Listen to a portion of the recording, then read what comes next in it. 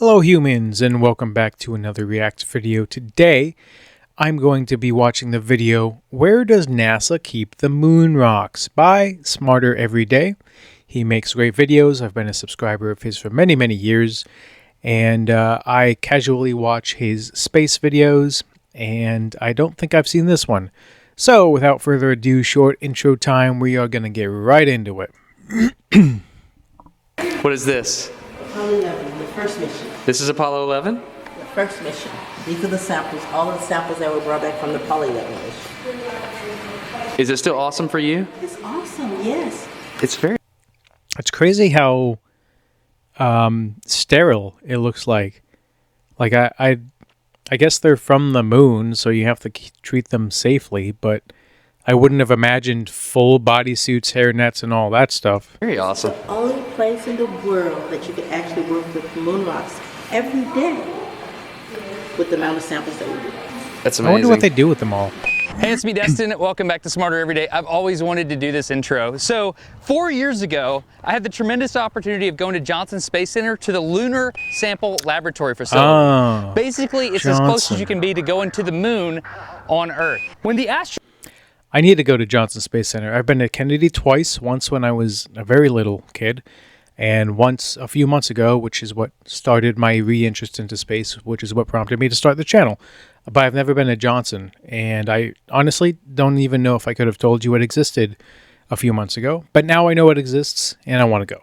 astronauts got off of the lander, one of their main jobs was to collect rocks, right? Now, I've always thought they would just gather these rocks and get them back on the lander real quick because they had a limited amount of time.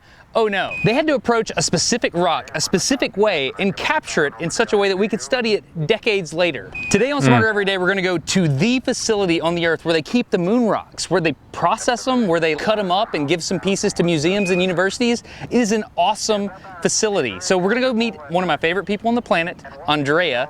She's the director of the facility. We're gonna go see what they do with moon rocks today.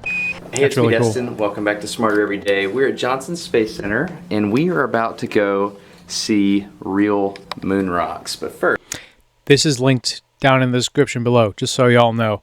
Go there, watch it, subscribe, like it. All credit goes to him. For YouTube's sake, just because they've given me some trouble in the past few weeks, this is transformative content. I'm making reactions. I am not stealing content. I am reacting to content. Deal with it. Thank you. first, we have to get the camera cleaned off. So why are you cleaning it?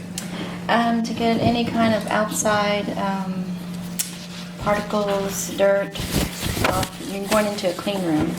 Got it. That's crazy that they do Yes, sir. that much so you're cleaning. putting booties on that have not been exposed. Like, I just watched videos of the Artemis astronauts coming out of the quarantine room and walking into the bus and being transported out to the pad. And like, they didn't have masks. Some people did, but not everyone. They didn't have feet protectors. Even I commented on this. You can go back and see it. As the guys were strapping in the astronauts to the Artemis 2, they were just wearing sneakers. Like, nothing special, no special shoes. The astronauts obviously were wearing special shoes, but the people like getting them in there, you know. So it's funny to think that these moon rocks are living in a more sterile environment than like actual astronauts are. That's hilarious. To dirt or anything. So now you're in a cleaner area. Cleaner. So as we go back, yes. It gets progressively more clean? Exactly. I see. Okay. And the rooms are pressurized so that the clean air flows out. Really? Oh, So wow. the dirty air doesn't, like this door is open. That's crazy. Air's flowing that way. Yes. This takes a while. All right. Yes, it does. I hope I don't have to pee during this. I hope you do. So you're one of the only people in the world that get to operate with moon rocks on a daily basis? One of few. We have a special group here, and that's our task. Daily, we work with the lunar sample. But what is the job? What is the job? What do they do? Are they scientists? Are they botanists? Are they engineers? Are they like, what profession do I have to get into to play with moon rocks all day? I don't really want to play with moon rocks. It sounds boring, to be honest. I'm sure it would be intrinsically cool for the first few times you do it, and you're like, wow, this was on another planet, or this was off the Earth at some point. But like, I don't know. It just sounds like after a while I'd be like, oh, cool, more rocks. You know, what is the job that they do and why? I'm sure he'll probably get into that. No, you're giving me the NASA voice. I want the Andrea voice. I don't want the NASA voice. Down on blue. So every day you get to mess with moon rocks. Yes, every day we work. Is it pretty cool? It's a cool thing. We work with the moon rocks every day, a special group of people, and that's what we do. That's awesome. Every day? That was Like, what still is there to nasty. study every day since the 1960s? So how long have you been doing this? I've been doing this for 39 years, and I was just Wow. one when I started working here. Yeah. She's a professional space rock handler. I had no idea this whole job field existed. I'm so like, how many tests can you run on a single sample size of rocks to occupy a person's job for 39 years? That is crazy. 40. That's my story, and I'm still That's great. That's awesome. This is who I want to work with here. This is good. We're going to go into our air shower, and we stay in Bunny there for suit. 1 minute. That's funny. And it's a laminar flow. You that have there's no a idea how balance much- between a less clean area and a clean You have no idea how much I like laminar flow. You don't even know. I can't even He's explain got a whole it to you. video series on really laminar love flow. I do. So here we go.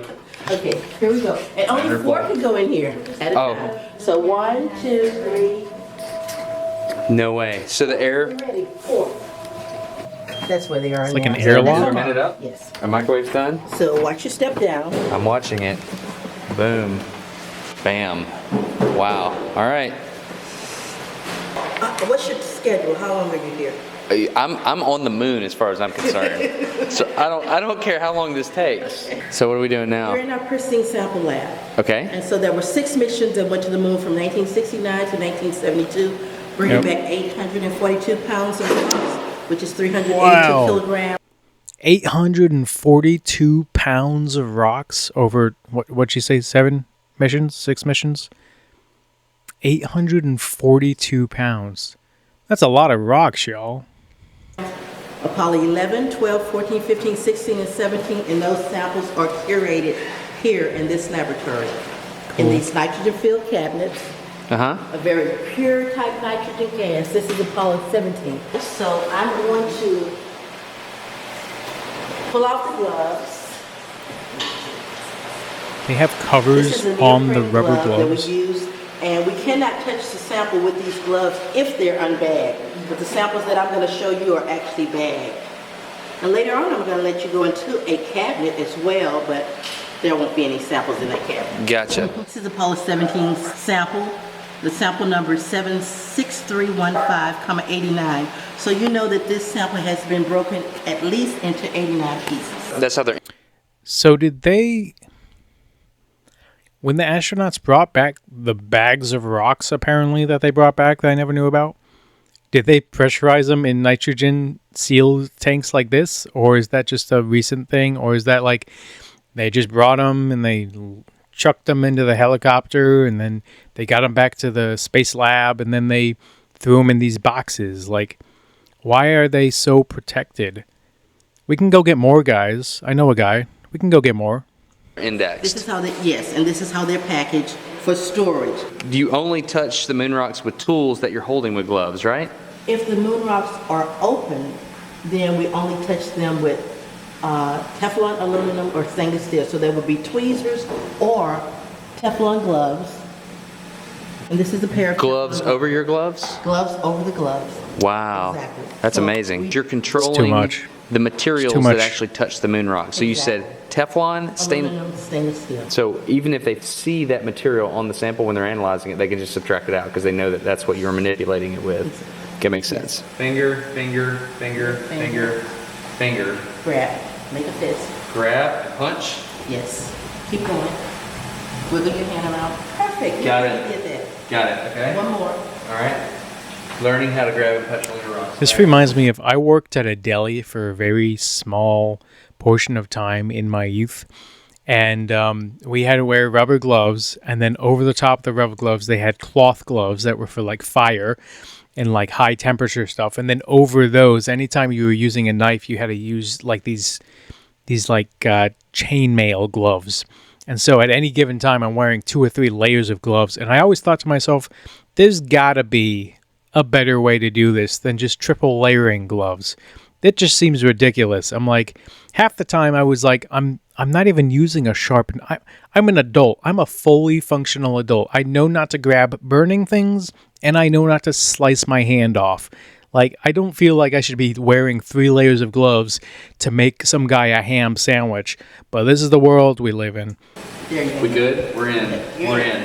Pull that tray really over there. You see the one with the top on it? Oh my goodness. Pull it toward you. There's no way I can get Yes, to you that. can. Thank you for sustaining my rants, by the way. Got it? There's no such thing I mean, as I guess you don't have a choice. Excellent. But Okay, take the lid off and set it on the floor. Me and you can hang out. Okay, there's a black pedal on the floor. Push down the black pedal and look, it's gonna go to 0. Take your foot up. Oh, you just You got it. teared it out. Now put one of those weights gently on the balance. This is a What happened? super balance, isn't it? oh, he Gently zeroed on out the the okay, You break it. zeroed out the I'm scale. gonna break it. Okay, that's actually a 100-gram weight, Wow, down to the microgram. and the 100-gram Milligrams, weight excuse me. actually weighs 99.999974, but we have a plus or minus tolerance, so it's within the range. I see. If it was not within the range, then we would have to stop right now, get a technician to tweak the balance before we can go any further. Good grief. That is so many uncertainty steps. and accuracy It's important. is super important. This lab serves as a kind of staging area. NASA uses it to I mean, I know I've been very critical of this whole process so far, but I guess to be fair, they are the rarest things on Earth, right? Even 800 pounds of rocks, they're the rarest substance on Earth because you have to go all the way to the moon to get more. There's no more on Earth. You can't find them natively on Earth. The only amount we have on Earth is the amount we brought back. I'm guessing that's assuming, though, that whoever else has been to the moon, has Russia, China, Japan, I think they've all been to the moon, right? I still have to watch more videos about all them, but they will have brought back something probably, right? I mean, maybe we're not the only ones on the world that have moon rocks. Maybe other countries do too, but still, I guess texting Japan and like, hey man, can we borrow some space rocks? I'm sure that probably wouldn't go over very well. So I don't know. It just seems like I don't even know what they're using all this for. So maybe it's warranted or whatever, but I have no idea. I had no idea this even existed. provide lunar material to academia for study, but the lab itself is supplied by the vault. When you walk into this room and you know that it contains some of the most precious material on Earth, it's an absolutely surreal experience. This is it? This is a pristine sample vault, and all the samples are actually still stored in nitrogen cabinets, also by mission. If you look up there, you can see the mission just like, they're also by mission just like that. What is this? Apollo 11, the first mission. This is Apollo 11? The first mission. These are the samples, all of the samples that were brought back from the Apollo 11 mission. Is it Pretty still good awesome amount of for samples. It's awesome, yes. They were only there so for one day, I all the guess. moon rocks in the entire world, the major moon rocks, all of them are in this room. Yes, starting with Apollo 11 over in the corner. Yeah? That's Apollo 12. These are 14. Maybe other countries don't have them. 15, I don't know. 16, and 17. That's crazy. So why don't we have it in multiple locations? Like why are half of them in a mountain in Colorado? There is another remote facility that we have just in case Johnson Space Center was destroyed. We have 15% of the samples stored in a remote location. Notice she said destroyed, like, just in case this place is destroyed, you know, like, she's not saying, like, in case there's a fire, or in case there's a flood, or in case, like, she's saying, nah, in case someone blows up the Space Center, we have more. Like, that's a crazy thing to say. For storage. Somewhere else is all you're going to tell me. Somewhere else. Got it. That's all. Like Somewhere car else. remotes. Thank you. Each one of them have a They're in Cheyenne security Mountain. seal on there, which means that we have inventoried every sample in those cabinets, and we know our database has every sample, every container number, every sample weight, and sample description in there for everything that's in it. Wow, that's crazy. So do you have a photographic index of all these? Yes, we do. You do? Yes. Wow. And so that's how you... I would expect they have not only a photographic index, but also like they must have used, like, not sonar. What am I thinking? Like, there's different kinds of cameras that take pictures of different kinds of things, like densities of things and properties of things and magnetism fields of things. I would expect all the different types of photography they could have done to these, they have done in some form. I mean, I would be surprised. I don't know when this video came out. I would be surprised if nowadays they don't have some 3D render somewhere of all of these samples. Like a fully 3D digital representation of each sample. That would surprise me if they didn't have. I don't know why they would need that, but I also don't know why this moon rocks is a job of 39 years for some people. I have no idea how this field works. I have no idea how it occupies their time. It must just be all science, but I would expect you can only study something so much. And I wouldn't expect that the rocks from different missions, even though I know they landed in different locations on the moon, I wouldn't expect they'd be that different from each other. But I don't know. I'm not a moon rockologist. You go through and select what you want. You know, Is lunar geology a field of study yet? I'm going to have to look that up after this video. the Exactly. composition. Yes, you have a description of everything, all the rocks were described. This is an open tray because there's no seal on it. I see. Is that heavy? Yes, it is. Okay.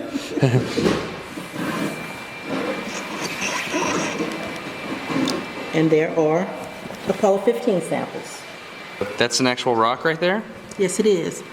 And the number is 15499, coming 179. Crazy. So it lets you know. So it's in a vacuum sealed bag, which itself it looks like is in a vacuum sealed bag, which itself it looks like is in a vacuum sealed bag, and those 3 bags are in a container, and that container is in a nitrogen cabinet that can only be handled by a gloved hand, which itself is gloved because it's in a clean room that's pressurized. That is so crazy.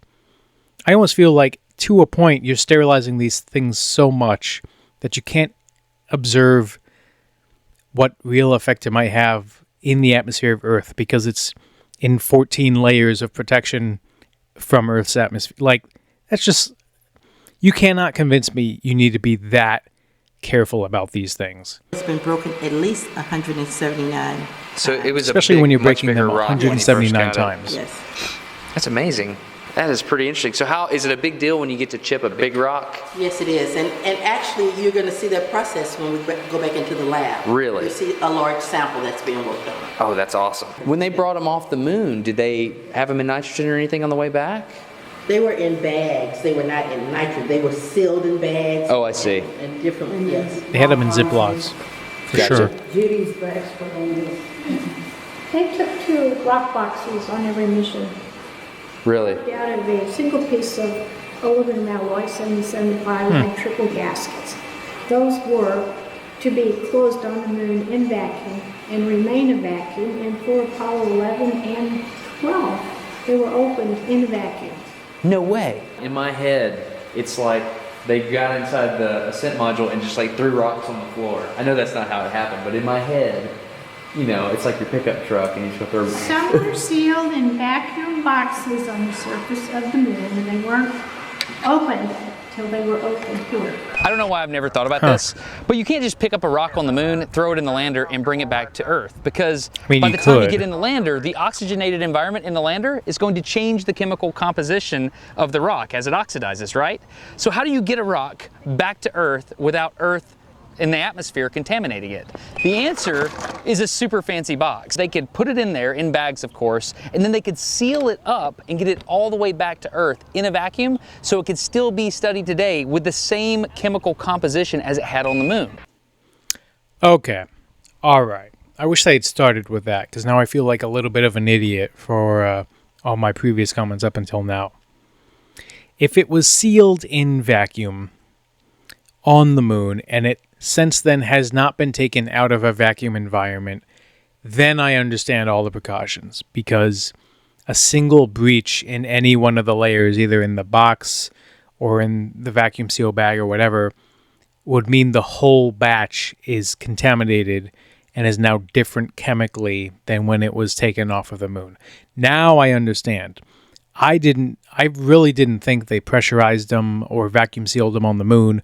I thought, like he was saying, they just tossed them in a box and brought them back, and they were exposed to our atmosphere the whole time from transfer from the moon to the space center, and then they re-vacuumed everything. That's what I thought was happening all the way up until just now when he said that. Now I understand if they were vacuum sealed on the moon and have not basically left the moon's atmosphere in a way since they were vacuum sealed on the moon until now, and not even now, that makes a lot more sense as to why they have so many layers. It's all precaution, because if there's one air leak, then everything changes chemically. Now I understand. So all my comments, actually, before I say that, YouTube is telling me that most people only stick around for 3 or 4 minutes of my video. So if you're still here, you get the bonus benefit of now me coming to this realization, and maybe even you coming to this realization of why they have all the layers of protection. You now get that benefit because you stayed 20 minutes into this video to watch this video with me. If someone had started this video and didn't stay, now they don't have that knowledge. That's why staying in my videos is important, because I have revelations and we learn new things. And that's really what this whole thing is about for me, is learning new things. So anyways, rant over. Let us continue. We know there's a lot of scientists from a number of countries standing by to see the lunar samples, and we thought you'd be interested in seeing that they really are here. These two boxes are the sample return containers. They are vacuum-packed containers that were closed in a vacuum on the lunar surface, sealed, and then brought inside the lab and put in. I would love someone to take old footage like this, and maybe I'll do it even. If my channel blows up and I start having a ton of subscribers, maybe I'll even do it with NASA's permission, because I think they own the rights to all these videos. But they should take all these videos and run them through an AI like filter. Not an AI, just an AI filter to remove all the artifacts on the screen and all the lines. And they can clean up this footage and make it look 4K. And that would be really cool to see. Inside these fiberglass bags, zippered and resealed around the outside, and placed in these receptacles in the side of the command module. I found a really cool report from NASA that explained how they processed the moon rocks from Apollo 11 and 12 in a vacuum. Turns out this was an incredibly difficult ordeal to figure out. According to this report, they had to basically make a reverse spacesuit, the arms and everything. They developed special storage containers, tweezers, all kinds of things. But in the end, the report said that it made more sense to process the lunar material under atmospheric pressure using dry nitrogen. We had a vacuum glove box. Okay. It was not easy to maintain. If you got any kind of leak, you got stuff from outside, inside. And if you notice, these are all positive pressure cabinets. It keeps the rocks clean. We went back to the lab and I got to witness Charisse in the process of preparing a large moon rock for a scientist. The team explained to me how they got their tools into the glove box without contamination. Are lunar rocks, or at least some of them, volcanic in nature? Or are they all just pieces of, what is the moon made out of? Do we know? I guess that's what this job is for, right? They determine that. But I would expect if it's black, I mean, it could be oil, I guess. I'm trying to think of all the black substances here on Earth. You got obsidian, you got coal, you got oil, you got, even coal is from oil, though I believe. I'm not a geologist. But there's also volcanic rock, which is black. I wonder if there's any volcanic activity on the moon. Contaminating the samples. Everything that enters the presence of the moon rocks has to be cleaned via a special procedure. Think about it. Tools, nameplates, bags. If any of these items are dirty, they can become a source of contamination. If it goes... Okay, now I'm gaining more of a respect for this field, because now I know the process that, I really wish he had started with on the, a timeline, it starts on the moon, they vacuum seal it, they bring it back here, then they, because that would have given me the context I needed to treat this with respect as it should be. But now I understand all the precaution for cleaning everything before it goes into these rooms and comes into contact, because more oxygen is more oxygen than the rocks have ever experienced, and that can chemically, like oxygen combined with the chemical components in the rocks and change them completely, and then it's basically a nullified test. So everything that goes in there has to be swabbed with nitrogen so it doesn't like introduce oxygen into these things that have never been exposed to oxygen before. That's really interesting. Goes into that cabinet with the rocks, it better be clean. Every tool, every nameplate, everything that's used to process the rocks is cleaned to an insane specification, and then it's triple Now bagged. I get it. These bags are then removed in succession as Triple. I told you I thought I saw 3 bags in there. Now I'm validated. My eyesight works. My brain can process the things my eyes are seeing. Triple bagged. Called it. tools get closer and closer to the moon rocks to avoid contamination at every step. For example, here you can see me putting on a second set of gloves just to touch the second bag before placing this chipping bowl into the airlock. So that still seems a little bit extreme. Gloves on bags on airlocks. But now I understand that the redundancy is the important part. It's not how many layers, it's just that if one layer fails, there's another layer to catch it. I understand, I know, it still seems a bit excessive, but I understand now why they do it. I'm just going to turn this up. What flow rate do you want? Just go to 100. 100 is good at best. And you're going to purge for 5 minutes. 5-minute purge. And so that's purging the airlock, which is there, which is where I put the tools. Exactly. And you're going to reach in and get the tools, or she's going to do that? She's going to do it when she comes in. She's going to turn the airlock off. Okay. The flow, and then she's going to reach in and pull in the tube. What are these I'm looking at? Data packs, which is the history of every. This is what NASA tells us to do. We get curatory orders that tell you exactly what to do, and this was done in 1985. Okay, now these, of course, are. And the first thing I told you we had to do was. What do you think the process is like for sterilizing all the paper that goes in there? Because you know they have to. If they're sterilizing cameras and people are wearing gloves on gloves, you know they sterilized like the paper and the pens and the pencils, and like, what do you think that process looks like? Weigh the rock to make sure that the rock is within tolerance. So I did this back in 1985. Did you really? You're not that old. I know. I know. Somebody forged it. Who did that? And this is the first thing you do. Okay. You take a picture of the rock from the whatever side this is the bottom face, then you walk to the other side and you take the top face. That's where you want the saw to go, right there, and it's going to come out right there. What kind of saw do you use? Bend saw. It's an old. I wonder if they have switched to digital yet. Remember, I don't know when this video came out. Actually, let me look real quick. Just give me a second.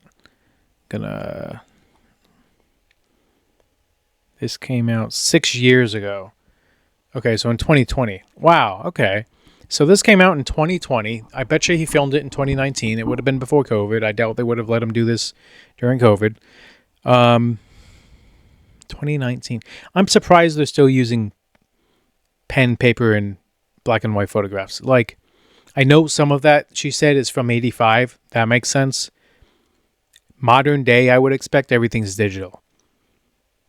But I guess if everything's digital, things can still fail. Pen and paper doesn't fail nearly as often as digital devices, so I don't know what their process is or why. But I would expect at some point this becomes all digital. Whole board meat cutter that was modified. So what are they saying? The bottom face, then you walk to the other. And I talk a lot and then I miss a lot. Right there. What kind of saw do you use? Bend saw. It's an old whole board meat cutter that was modified. So it has a diamond edge blade so that no oils or lubricants are used because that will contaminate the surface of the sample. So. But how do they know that diamond won't contaminate it? You know? Like, I know diamond is the hardest substance on Earth, or one of the hardest substances on Earth. And it's used in cutting of all sorts of rock objects here on Earth. How do they know that the chemical composition of a diamond doesn't disrupt the... Like that, if they always used a diamond saw on everything they cut, they could have no idea that diamond introduced to the surface of the subject always changes it in the same way. So they're measuring everything and it's always wrong because diamond has always been introduced to it and always, you know what I'm saying? You know, it just seems like maybe they should cut one with diamond and then cut one with tungsten and then see if it's the exact same on a chemical composition microscopic level. And if it's not, then they can be like, oh, shoot, we've been changing it all these years with the diamond saw we've been using. And they wouldn't know until they tried it, you know? Just a thought from a random dumb guy who doesn't know anything about science or geology. We'll show it to you. It's right over in the other room. Cool. So, yeah. So you saw it? Yes. And as you're sewing, every time a piece break off, you have to stop and take a picture. Now, 15459,0 is the parent. Okay. 0 is the parent of every rock. But every time a piece break off, you take a picture and give it a number. Wow. Because as you're going through, see how those pieces are breaking? I could not do this, dude. Like I already said at the beginning, working with rocks all day would just drive me insane. But if I have to catalog every small little chip that breaks off, and give it a number and give it a new container and give it that's just too many steps. It's too many processes. I would lose my mind. I would not be able to, respect to her, if she's done this for 39 years, I would be so bored. I'd be like, oh, dang it, I cut this thing off and then 4 pieces came off and now I have to do paperwork for 4 pieces of rock. This is insane. Like, I'd lose my mind. I could not do this. Oh, so right here, so you got the little You got pieces. a whole bunch of pieces breaking off. No, You got to put it back together. I couldn't do it. Oh my goodness. It's like a puzzle. You And then you also have to figure out have to know every number for it. No. Really? Absolutely. Because see, if you got this can't. little white piece off that number 254 Right. years ago, and now you want to do the studies of the same thing, and somebody has used it up, you could actually come and find the other part that's on 252. I get why they do it. It's very organized. It's just, I would lose my mind trying to do it. It just seems so boring. I would lose my mind trying to number rocks of rocks of rocks of rocks of rocks. It's just over and over again. I understand why they do it. I just, not for me. I'm almost getting annoyed just watching this video with how boring it is. Two right there of the same Not the video. I'm not saying the video is boring. The video is pretty fascinating, actually. I'm getting bored with the concept of numbering rocks of rocks of rocks of rocks. mineral. Good and gracious. the analysis. So you have to know where every sample came from. We know if a rock has been broken up into 2,000 pieces, literally from looking at the pictures, you could know exactly how to put it back together and where all the pieces came from. Take just a second to think about how complex this problem is. Every single angle is photographed, some parts even down to the microscopic level, so you can put the entire rock back together with nothing but photographs and paperwork. One thing you'll see in most of these photos of the moon rocks are these little cubes off to the side that I like to call letter dice. The cube, north, south, east, west, top, bottom, you see the cubes that's in there? Oh. The astronauts took pictures of the sample on the moon and gave them orientation. We keep that orientation. If we break and Got flip it. the rock, we flip the cube so that we'll know exactly where the sample was positioned. That's in pretty respect smart. to the location on the moon. And I'm going to show you a That's picture really of that smart, in a actually. few minutes. I would have Going never really quick. I would have never thought to think about how important it was. I'm curious what department thought of all these processes in the 60s and was like, we have to take this into consideration. We have to take this into consideration. We have to take this into consideration. Like, these are so many more considerations than I would have ever imagined to think about to take when it comes to moon samples. It's ridiculous. Like, much respect to whoever came up with this process system. The cube thing, that makes so much sense to me, but I would have never thought to do it, you know? I guess that's why it takes a village, right? It takes a whole team of people with different thoughts and experiences and expectations and needs and nuances to like come up with all these different things. That's a brilliant idea. It's very important Yeah. because you want to know if it was exposed to cosmic rays, solar wind, whatever. What was the depth? Was it sitting on the surface of the moon? Was it buried underneath something? All of that is important in the research that the PIs are doing. These are not letter dice, which, if you say letter dice, people will make fun of you, won't they? They're orientation cubes. Orientation cubes? Yeah, I'm glad I know that now. Okay, what do we have? What are the letters? So, north, south, east, and west, and then top and bottom. Gotcha. Yeah. Okay. Letter dice. You've forgotten more about the moon than most people will ever know, haven't you? And I have forgotten. It's amazing. And this is the poly 11 soil sample. Really? And you can hold this. I can hold it? I would love to hold that. It's a poly 11 sample. What's the number? 10071. I wouldn't. This would be cool, I'm sure. If I ever got the chance to go into the moon rock room, I would take it, obviously. I don't know. I feel like I wouldn't feel like I was holding moon rock. Even if people told me, you could hold a moon rock, I wouldn't really. I'd say no. I was holding a bag in which was a tube in which were some moon rocks. Like, my skin did not touch moon rock. You know, that would be the part I'd want to do. I'd want to hold with bare hand a moon rock. Maybe someday they'll be less scarce and I can do that. But as for now, it does not seem like that's the case. Comma 11. Correct. But hold on, there's, you said it's broken apart. Yeah, this is comma 11 off of, so there's a comma 12, there's a comma 15, there's a comma 100, but this is, once it gets this number, comma So there was a 11, sample and you just took some out and that's, those yes, together are the sample. exactly. That's amazing. This is a return sample, so it actually have gone out to scientists. They did their studies and analysis. It could have been one piece when they got it, and now it came back broken into these pieces. But they still have to return the sample. It doesn't belong. Andrea, let me hold it. They still have to. It's in a bag, I don't care, I got to hold it. Thank you. I really appreciate that. Thank you for all your time, ladies. It was amazing. I appreciate that. So I'm Destin. You're getting smarter every day. Have a good one. It was awesome. Cool. Thanks, a huge Destin. thank you to Johnson Space Center for actually letting me go into the facility where they store the moon rocks. I am very grateful. Thank you, Gordon. Thank you, Andrea. That's a huge deal. Also, thanks to the U.S. Space and Rocket Center for letting me film on the moon. There's two things you can do if you want to. Number one is you could subscribe to Smarter Every Day if you'd like to, if you like this kind of thing. Number two is consider going to watch one of these videos for my friends. One is Joe Hansen from It's Okay to Be Smart. He talks about what we actually learn from these rocks. And the other one is Brady Heron, my buddy. He's got a channel called Objectivity. He talks specifically about the Genesis rock, which is a really cool rock that taught us a ton of stuff. I'm Destin. You're getting smarter every day. Have a good one. I will now slow down my footage. That's funny. I'm adding both of those videos right now to my watch list. They will go onto the queue. I have about 400 videos queued. I'm not even making up that number. I have about 400 videos queued that I have found that are interesting, that I want to watch, that I want to learn about. These are going on the list. They'll be somewhere down the line. Thank you very much to Destin, and thank you very much to you for watching my video. If you have any comments, please drop them down below. Again, this channel will be linked in my description, and I hope you have a great day on Earth.